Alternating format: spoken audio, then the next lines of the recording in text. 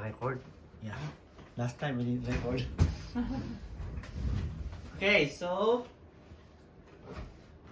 we start with the quiz. Still remember the question last time? No. What was the question last time? Wait. Light. Solar light. Ano pa? The light. Hindi na tayo? Sunlight. The prophets. The prophets, The law. the law. Hindi Last ba? Supper. Last Supper. Last Supper? What? No, like what? The light on the door. Passover! Last Supper. What do you mean? Passover. Passover! Last Supper. Okay, so let's start now, okay? I'll be quick. Just answer, huh? Okay, first question. Stephen Curry. He was Huh? he was on stoned to death. Stoned to death, he's the first martyr and He's a bastard. he was like also in do those. charge for feeding the widows. Yeah. So the light. Two division of the Bible, New and old. So the new light. and old. So the light. How many books in the Old Testament? 39. 39. Very good, Mama. Is someone chosen God to speak for God? Yes. Yes. Prophets. Is someone? Who's that someone? Stephen. Prophets. Or prophet. Stephen. How many books are there in the New 27. Testament? 7. 27. Can you name the major prophets? 4. Wait, from old or new? Noah. Oh, this is the Old Testament. Moses. Moses? David. Wait, is it? David. Yeah. Moses, no? Daniel. Daniel? No, dang it. That's right. Nala? Emmanuel.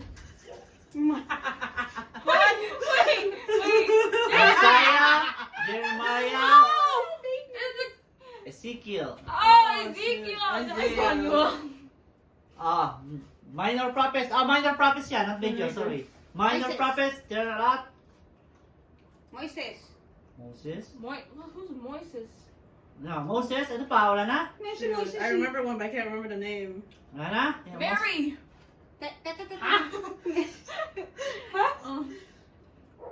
Okay, let's see.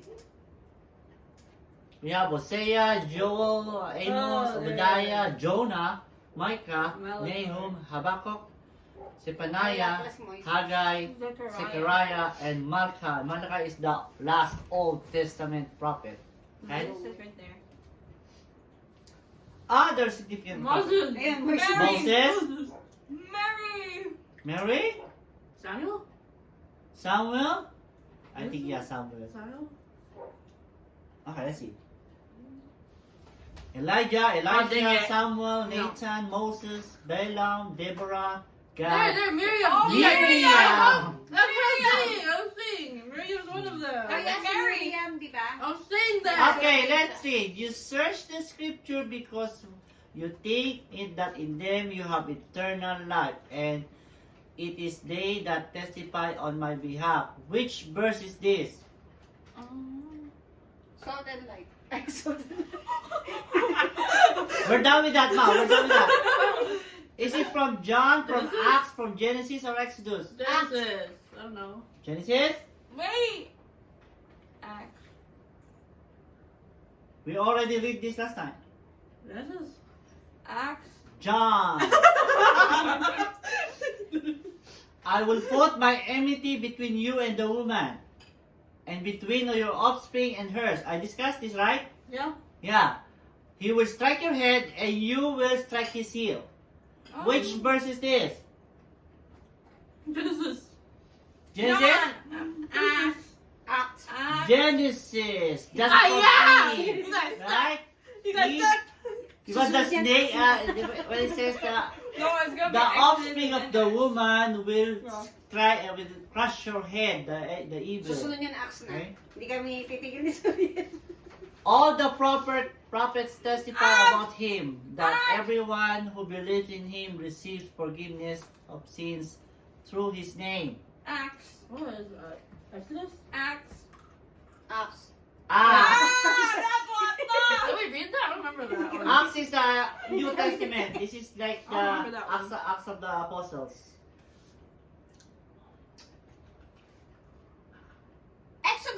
What do you mean? Exodus. So what do you mean? It's supposed to say Last Supper.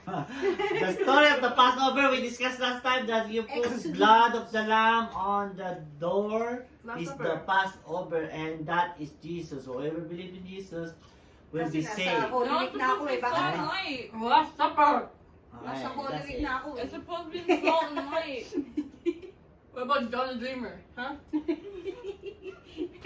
May bago akong ano ba? Masyado. Okay, so Matthew chapter 5, we're done with the Beatitudes and salt and light. Now we are discussing the law and the prophets. We already started this. I start with the Bible is all about Jesus because Jesus saying he didn't come to abolish the law or the prophet because they are thinking, oh, this Jesus is making a new move. Everything he changed his strategy, he changed it.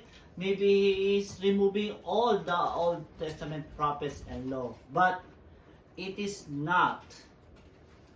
We discussed the two division of the Bible, old and new. Salt and light.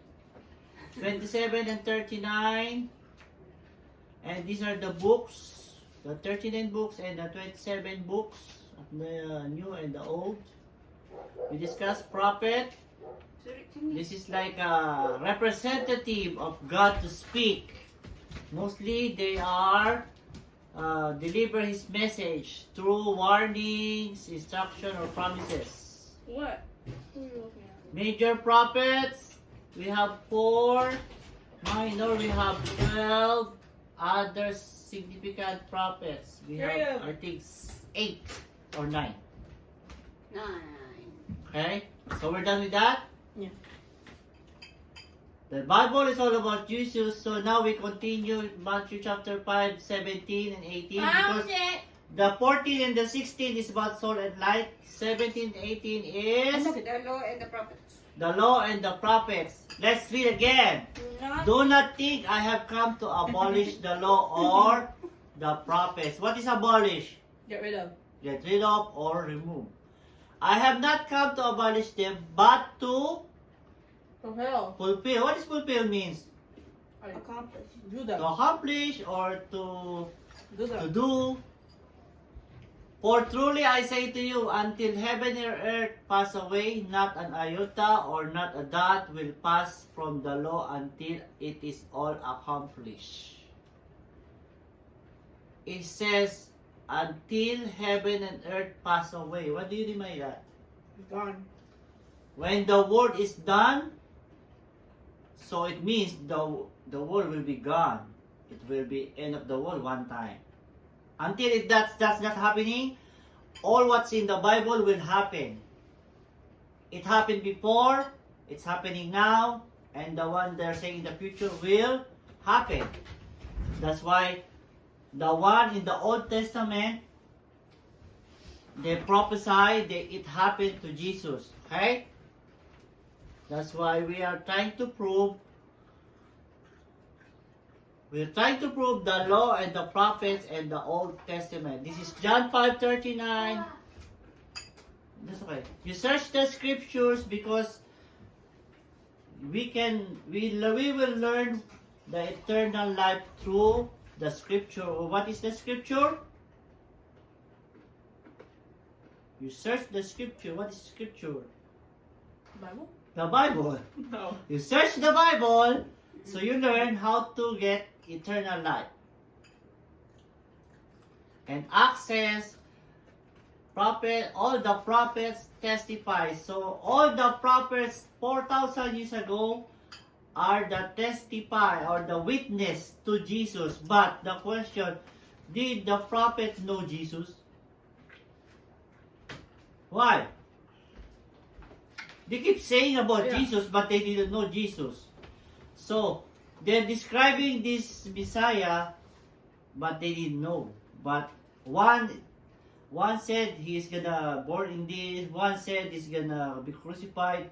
They don't know each other because they were like, this one appear in that one time, this is appear one time. But if you put them together, they are like picture. They paint a little bit. This one paint a little bit, and they get the picture of Jesus, right? Yeah. Genesis says, see, even in the beginning, Jesus was there. Jesus is the one who will crush the snake's head. Okay? Because since Eve, get into the trap, but from Eve, from the woman, will be the deliverer. Okay? So that's it. He got into the trap, into the problem, but God said, from you will be the Savior, from the woman. Okay? And the story of the Passover, we discussed the 10 plagues of the Egypt. Do you still remember? 10 plagues? Raining fire. Raining fire. Wait, in order? I didn't remember. The firstborn. The cattle. The cattle, because they're the supply of the meat, all died. The meat, The wheat, and then they blocked out the sun. The blood. yeah, the water. darkness, yeah. When There the- was the thing in the night, like the diseases, Why is this The what? like the bugs who gave them Yeah, the diseases. bugs, the flies, the frogs, Yeah. the turning water to blood, right? And the firstborn is the last one. Is the firstborn. All firstborn are gonna die. But if you put the blood of the sheep 1 year old or younger No with impurity. no blemish, means no disability or no damage, perfect, which perfect, which describe Jesus. Jesus did not sin, and He's the one's gonna save us.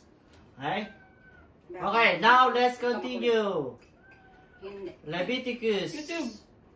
Leviticus, sacrifice and sacrifice. Do you remember watching that?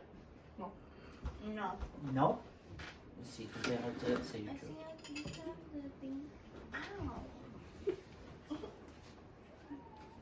Bitawan mo daw siya. Ay, wala na naman. Ganun na naman. I have to search it up again. Bitawan mo daw siya. Yan mo siya. Yan mo siya. Tapos mag-YouTube ako dito. Punta ako sa YouTube. And then, I will go here. Di ba yung pinanood na